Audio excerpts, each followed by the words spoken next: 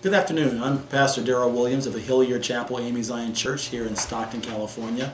And let me just say it's a joy to have you to join us today just to share some thoughts that we have concerning the beautiful things that we're doing at Hilliard Chapel, and more important than that, some of the great work that the Lord is doing in our local communities.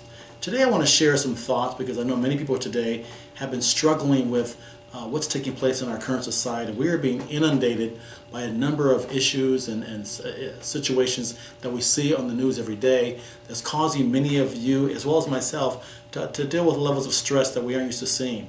The recent shootings in Orlando, the child that was killed by an alligator also in Orlando. We have witnessed deaths by flooding in the Midwest and even in the South. Even the record heat temperatures we're seeing in the western part of the United States has caused many of us to think that what's next? How many things have to happen before things get better? We see the challenges in the political environment, the current upcoming elections. We're just watching all of the bandering and bashing that goes back and forth.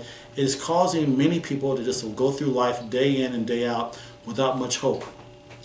Paul wrote a letter to the church at Rome in Romans 8:28. He made some statements in that. It says essentially, and we know all things work together for the good to those who love the Lord and are called according to his purpose.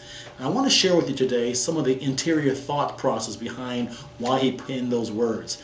The first three words are "and we know," which means that as Christians we do know that God does work together for the good. He does know how to change direction. He can fix anything that appears broken. He can even calm the worst storms and bring peace to a very volatile situation. So we should know that. And the Bible says, and we know all things do work together for the good. But then the second part of the text really tells us something that we have to do our part as well. It says, to those who love the Lord and are called according to his purpose. As members of Hilliard Chapel and the members of the body of Christ,